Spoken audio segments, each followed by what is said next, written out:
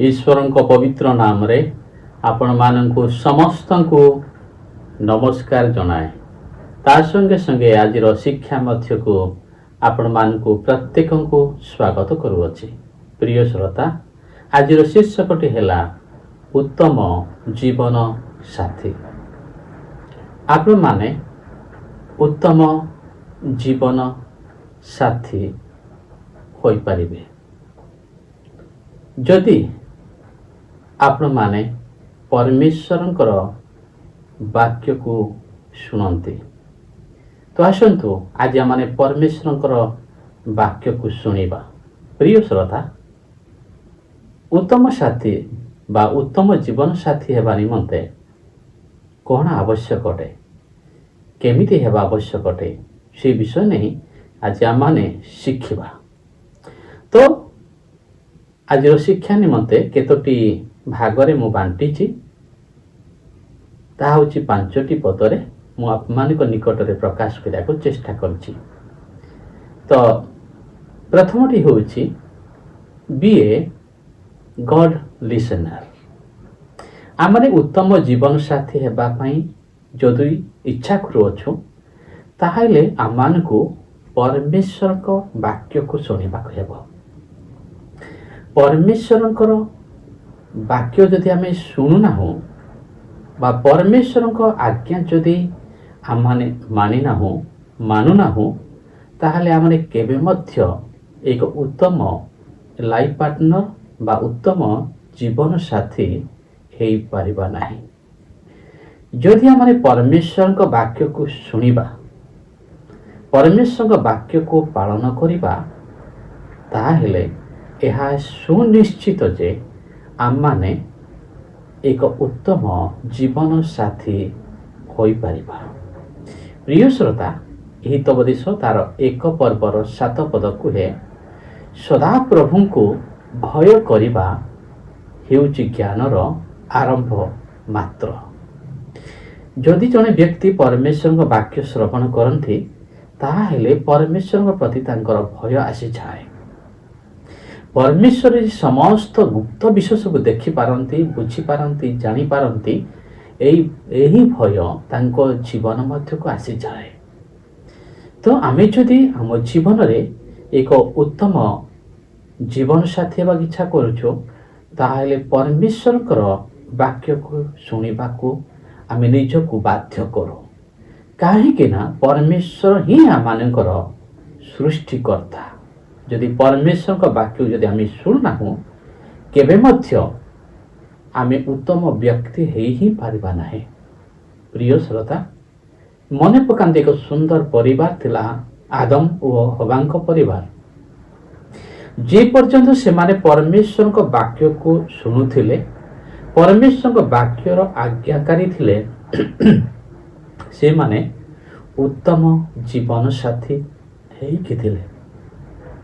किंतु जेतेबेले से माने शैतान रो कथा शुणुछंती, से मानकर सेई दिन ठारू झगड़ा बा युद्ध आरंभ होईछि। आपण को प्रत्येक व्यक्ति परिवार गुड़ी को देखुथिबे, स्वामी स्त्री मान को जीवन को देखुथिबे, जो माने लड़ाई झगड़ा करूछंती, अशांति होउछंती, ताहले सुनिश्चित स्वामी और स्त्री मध्यरु जणे केही ना केही शैतान रो कथा शुणुअछि, विपरीत कथा शुणुअछि, परमेश्वर कथा को शुणुना। सेथिपाई सेमानक मध्यरे विवाद, सेथिपाई सेमानक मध्यरे झगड़ा, सेथिपाई सेमानक मध्यरे अशांतिर विषय अछि। प्रथम आदम हवा परमेश्वर को वाक्य को तो अग्राह्य कले, किंतु प्रभु जीशु ख्रीष्ट आसिले पुनर्बार से संपर्क को जोड़िबा पाई। प्रिय श्रोता, आमाने प्रभु जीशु देइथिबा वाक्य बा नूतन नियम वाक्य गुड़िक आमानकर जीवन में लागू करिवार आवश्यकता रही अछि। जदि परमेश्वर को वाक्य स्वामी केमिति हेबा कथा, स्त्री केमिति हेबा कथा, से वाक्य गुड़िक जदि आम जीवन में आम लागू करना परमेश्वर वाक्य को शुणी ताहेले आमने केबे मध्य उत्तम जीवन साथी ही परिबा नहीं। आउ यहाँ मते सुनिश्चित जदि परमेश्वर वाक्य आम शुणुना स्त्री केमिति हेबा कथा स्वामी केमिति हेबा कथा सेपरि जदि हेई नाहु आउ शुणुना ताहेले यहाँ मते सुनिश्चित दिने ना दिने स्वामी स्त्री मानक संपर्क विच्छिन्न हो जिवो, नष्ट हो जिवो। तो प्रिय प्रभु संतान माने सेपरि घटिबा दिन पूर्वर आसु आम निजको करेक्शन करवा ना परमेश्वर वाक्य माने शुणिबा, परमेश्वर आज्ञाधीन हेबा और स्वामी और स्त्री विषय परमेश्वर वाक्य जहाँ कहे ताहाको आमानक जीवन में लागू करवा। तो सेतिपाई प्रथम पदटी बा प्रथम अंशटी मु कहिछि, प्रथम पॉइंट मु कहिछि बी ए गॉड लिसनर, अर्थात ईश्वर को ठारू श्रवणकारी जन उत्तम व्यक्ति आमाने हो। द्वितीय विषयटी be a good listener, be a good listener आम माने द्वितीय रे एक उत्तम शुणाली बा स्त्री स्वामी ठारू उत्तम भाव में शुणवा दरकार अच्छे, स्वामी भी स्त्री ठारू उत्तम भाव में शुणवा दरकार अच्छे। तो आसत किसी पदटी पाठ करवा आउ आग को बढ़ा। तो आप मान को निमंते मु पाठ करुछि ताहा हितोपदेश जी शुणिबा पूर्वे उत्तर करे ताहा ताहार प्रति अज्ञानता और लज्जा। जी शुणिबा पूर्वे उत्तर करे अनेक समय आप मान देखिथिबे स्वामी जदि किसी कथा कहउछंती स्त्री संगे संगे थर थर होगी उत्तर दे दिए, आउ स्त्री जदि किसी कथा कहउछंती ताले स्वामी मध्य थर थर होगी संगे संगे कथा कहि दिए। से माने कंप्लीट कथाटी सुनिले असुविधाटा कौन होता, से माने संपूर्ण कथाटी सुनिथिले असुविधाटा कौन होता। स्वामी स्त्री झगड़ा हेबार मुख्य कारण यह मध्य जे से माने परस्पर संपूर्ण शुणती नाही, परस्पर संपूर्ण न शुणवा हेतु से माने अंदाजारे परस्पर को उत्तर दियंती जहाँकि से मानकु भूल बुझामणा आड़ को ठेली नहीं जाए। तो प्रिय श्रोता माने जेहेतु से माने संपूर्ण शुणी नाहांती परस्पर कथा से माने केमिति जानिबे।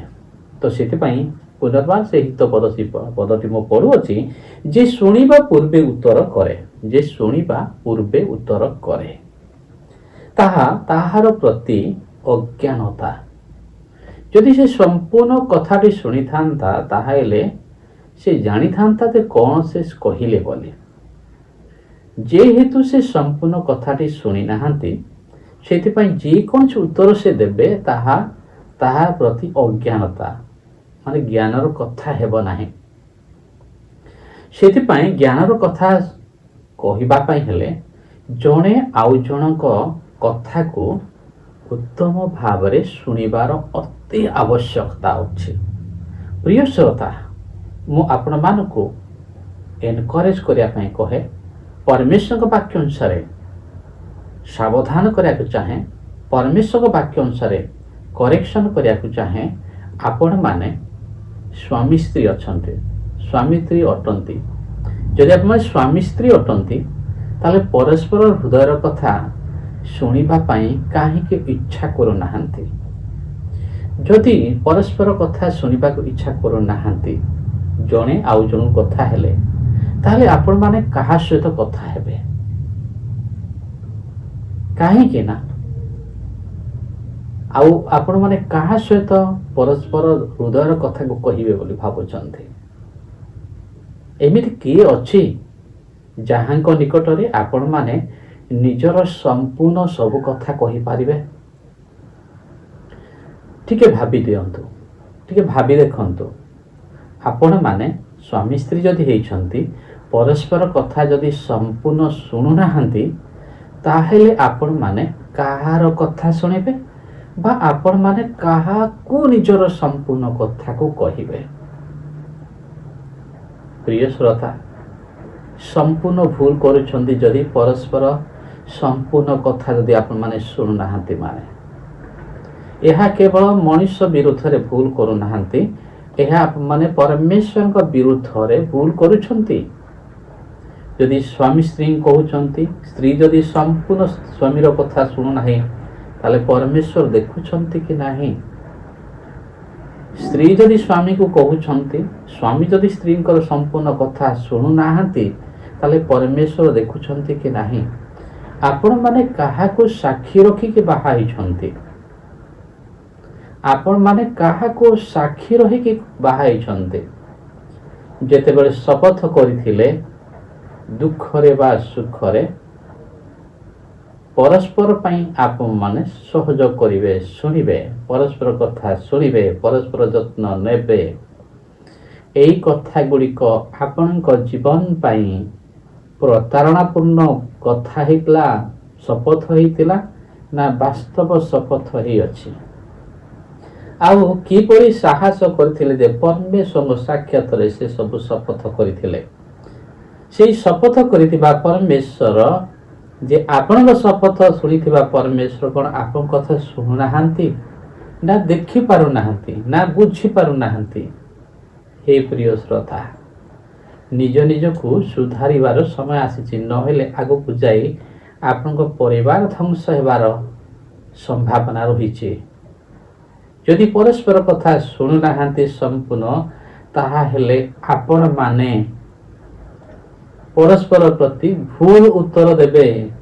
ଯେତେବେଳେ ଭୁଲ ଉତ୍ତର ଦେଲେ ଜଣେ ଆଉ ଜଣକୁ ରାଗିବେ, ମୁଁ ତ ଏହା କହୁନଥିଲି, ଏହା କେମିତି ତୁମେ ଶୁଣିଲ, ଏମିତି କାହିଁ ତୁମେ କହୁଛ, ଏହି ପ୍ରକାର କଥା ଉତ୍ପନ୍ନ ହେବ।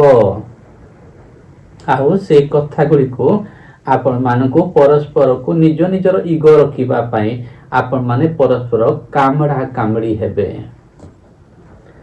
ସେଥିପାଇଁ ପରସ୍ପର କଥାକୁ ଶୁଣନ୍ତୁ, ଅଧା ଶୁଣିକି ଉତ୍ତର ଦିଅନ୍ତୁ ନାହିଁ।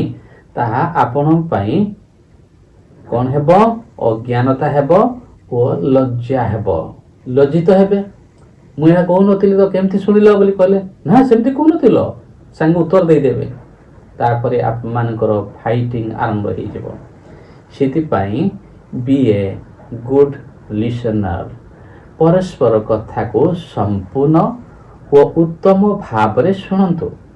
ଆଉ ଯେତେବେଳେ ସ୍ୱାମୀ ସ୍ତ୍ରୀଙ୍କୁ କହୁଛନ୍ତି, ସ୍ତ୍ରୀ ସ୍ୱାମୀକୁ ଅନେଇକି ଶୁଣିବା ଦରକାର ଅଛି, ତାହାକୁ ଉତ୍ତମ ଶୁଣିବା ଢଙ୍ଗ ବୋଲି କୁହାଯାଏ।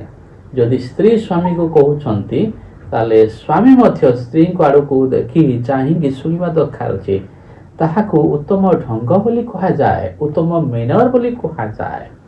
ପ୍ରିୟ ଶ୍ରୋତା, ତା ବଦଳେ ଜଣେ ଇଆଡ଼େ ଅନେଇକି ଆଉ ଜଣେ ସିଆଡ଼େ ଅନେଇକି ଏଇ ଯେଉଁ କଥାବାର୍ତ୍ତା, ଆପଣଙ୍କ ଢଙ୍ଗ ଆପଣଙ୍କର ପାପ ହିଁ ପରିବର୍ତ୍ତନ କରିଛି।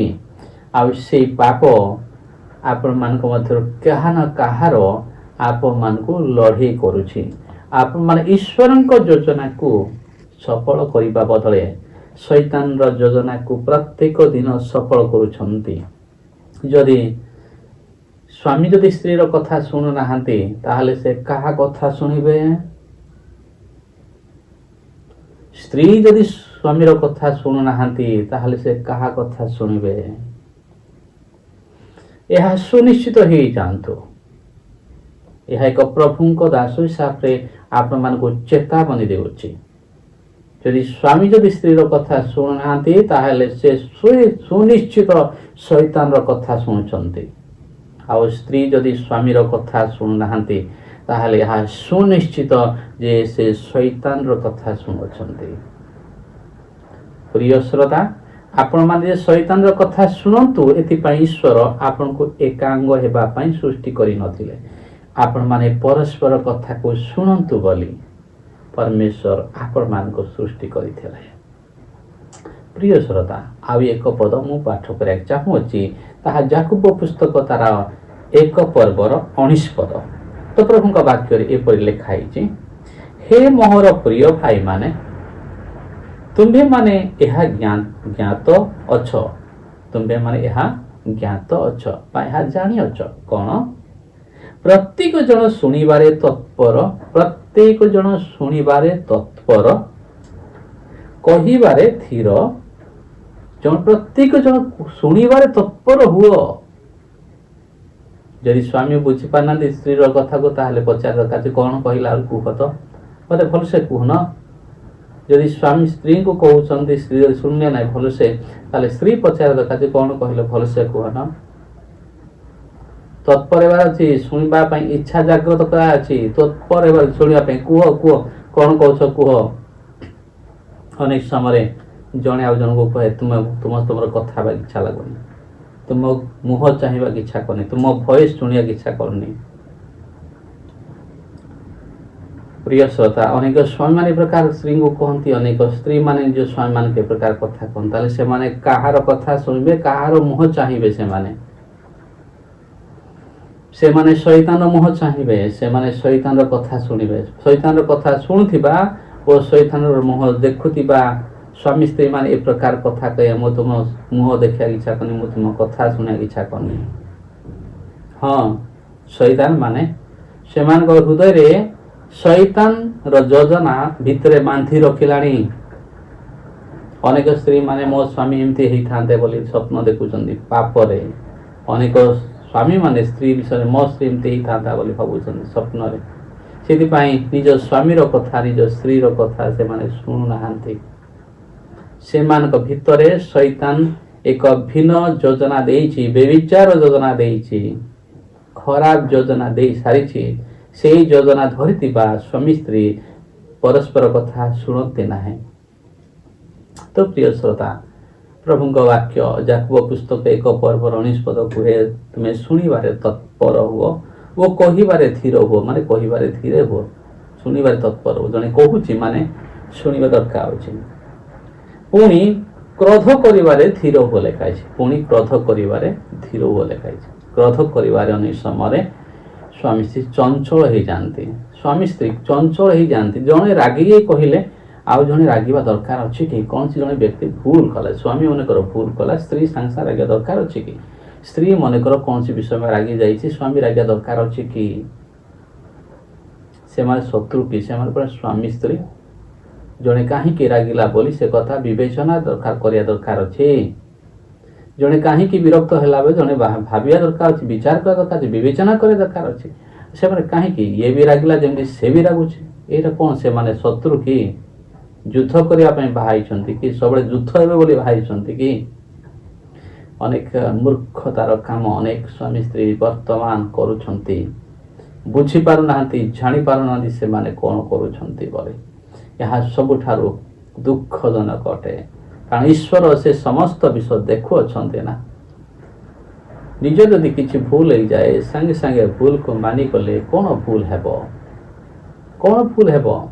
କାହିଁକି ନା ଅନେକ ଚାହୁଁନାହାନ୍ତି ନିଜର ଭୁଲକୁ ମାନିକି ସମସ୍ୟା ସମାଧାନ କରିବା ପାଇଁ। ଏହା ସବୁଠାରୁ ଦୁଃଖଦାୟକ ବିଷୟ ହେଉଛି।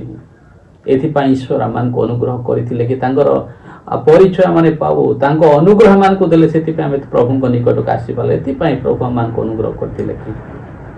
ଏକ ପ୍ରଶ୍ନବାଚ୍ୟଟେ। ତ ସେଥିପାଇଁ ସେ ପ୍ରକାର କାମ କରିବାନି। ପ୍ରିୟ ଶ୍ରୋତା ମାନେ, ଆମମାନେ ଉତ୍ତମ ଶୁଣାଳି ହେବା। ବି ଏ ଗୁଡ୍ ଲିସନର। ସ୍ୱାମୀ ସ୍ତ୍ରୀ ପରସ୍ପର କଥାକୁ ଶୁଣିବା ଦରକାର ଅଛି। ତ ପରସ୍ପର କଥାକୁ ଶୁଣିବା ଦ୍ୱାରା ସେମାନେ କ'ଣ ହେବେ ନା, ସେମାନଙ୍କ ମଧ୍ୟରେ ଗୁଡ୍ ଅଣ୍ଡରଷ୍ଟାଣ୍ଡିଂ ଆସିଯିବ। ତ ତୃତୀୟ ପଦଟି ହେଉଛି ବି ଏ ଗୁଡ୍ ଅଣ୍ଡରଷ୍ଟାଣ୍ଡର, ବା ଜଣେ ଉତ୍ତମ ବୁଝାମଣାକାରୀ ହେବା ଦରକାର ଅଛି। ଯଦି ବି ସେମାନେ ପରସ୍ପର କଥା ଶୁଣିବେ, ତାହେଲେ ସେମାନେ ଉତ୍ତମ ବୁଝାମଣାକାରୀ ହେଇପାରିବେ। ସ୍ୱାମୀ ସ୍ତ୍ରୀଙ୍କୁ ଭଲସେ ଜାଣିବା ଦରକାର ଅଛି, ବୁଝିବା ଦରକାର ଅଛି। ସ୍ତ୍ରୀ ନିଜ ସ୍ୱାମୀକୁ ଭଲସେ ଜାଣିବା ଦରକାର ଅଛି, ବୁଝିବା ଦରକାର ଅଛି। ସମ୍ପୂର୍ଣ୍ଣ ଅଧାରେ ନୁହେଁ, ଅଭିନୟ କରନ୍ତୁ ନାହିଁ। ସମ୍ପୂର୍ଣ୍ଣ ବୁଝିବା ଦରକାର ଅଛି, ସମ୍ପୂର୍ଣ୍ଣ ଜାଣିବା ଦରକାର ଅଛି। ଜଣେ ଆଉ ଜଣକୁ ସମ୍ପୂର୍ଣ୍ଣ ବୁଝିବା ଦରକାର ଅଛି। ସେଥିପାଇଁ ତ ସେମାନେ ସ୍ୱାମୀ ସ୍ତ୍ରୀ ହେଲେ। ଯଦି ସେମାନେ ସମ୍ପୂର୍ଣ୍ଣ ପରସ୍ପର ପାଇଁ ବୁଝିବା ପାଇଁ ଚେଷ୍ଟା କରୁନାହାନ୍ତି, ତାହେଲେ କ'ଣ ପାଇଁ ସେମାନେ ସ୍ୱାମୀ ସ୍ତ୍ରୀ ହେଇଛନ୍ତି? ଏହା ସବୁଠାରୁ ଦୁଃଖଦାୟକ ବିଷୟ ଅଟେ।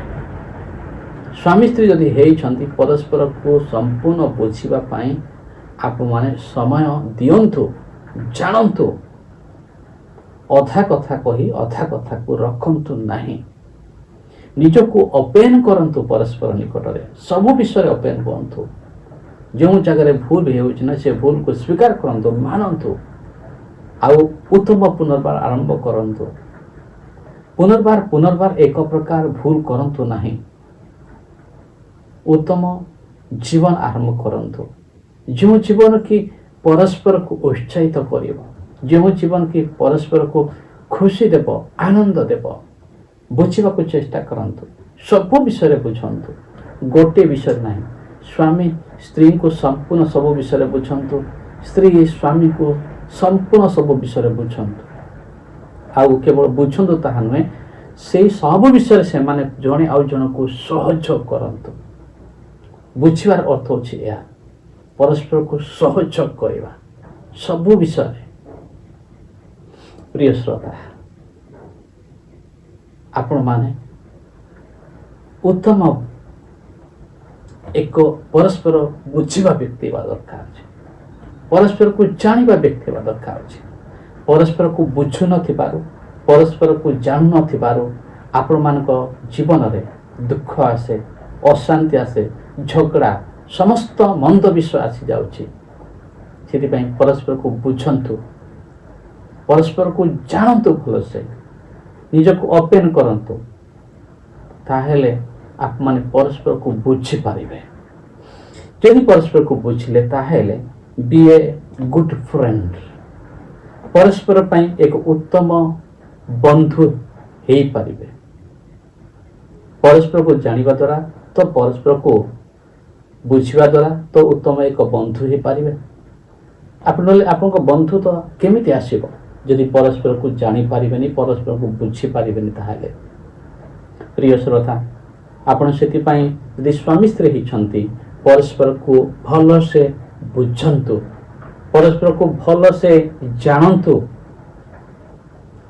ଆଉ ଅନେକ ସମୟରେ ଆମେ କ'ଣ କରିଥାଉ, ପରସ୍ପର ଅଧିକ ଦୋଷ ଧରିଥାଉ,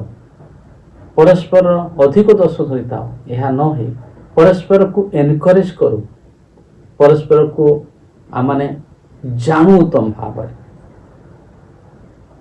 ପରସ୍ପର ପରିସ୍ଥିତିକୁ ଜାଣୁ, ପରସ୍ପର ଦୁଃଖକୁ ଜାଣୁ, ପରସ୍ପର ସୁଖକୁ ଜାଣିଲେ ତ ଜଣେ ଆଉ ଜଣଙ୍କୁ ସାହାଯ୍ୟ କରିବେ ନା, ନ ଜାଣିଲେ କେମିତି ସାହାଯ୍ୟ କରିବେ? ତ ଆଉ ଗୋଟେ ପଦ, ବି ଏ ଗୁଡ୍ ହେଲ୍ପର, ଜଣେ ଆଉ ଜଣକୁ ସାହାଯ୍ୟ କରନ୍ତୁ, ଜଣେ ଆଉ ଜଣକୁ ସହଯୋଗ କରନ୍ତୁ। ସେଥିପାଇଁ ଆଦି ପୁସ୍ତକ 2:18 ପରମେଶ୍ୱର କହିଥିଲେ, ଆଦି ପୁସ୍ତକ 2:18 ପାଠ କରୁଅଛି। ଅନନ୍ତର ସଦାପ୍ରଭୁ ପରମେଶ୍ୱର କହିଲେ, ମଣିଷ ଏକାକୀ ଥିବା ଭଲ ନାହିଁ, ଆମେ ତାହା ନିମନ୍ତେ ତାହାର ଅନୁରୂପ ସହକାରିଣୀ ନିର୍ମାଣ କରିବା। ଆମେ ତାହା ନିମନ୍ତେ ତାହାର ଅନୁରୂପ ସହକାରିଣୀ ନିର୍ମାଣ କରିବା କହିଛନ୍ତି। ପ୍ରଭୁଙ୍କ ସନ୍ତାନ ମାନେ, ଅନ୍ୟ ତର୍ଜମାରେ ଲେଖାଯାଏ, ଇଂଲିଶରେ ଲେଖାଯାଏ ସୁଇଟେବୁଲ ଫ୍ରେଣ୍ଡ ବା ସୁଇଟେବୁଲ ହେଲ୍ପର ଲେଖାଯାଇଛି।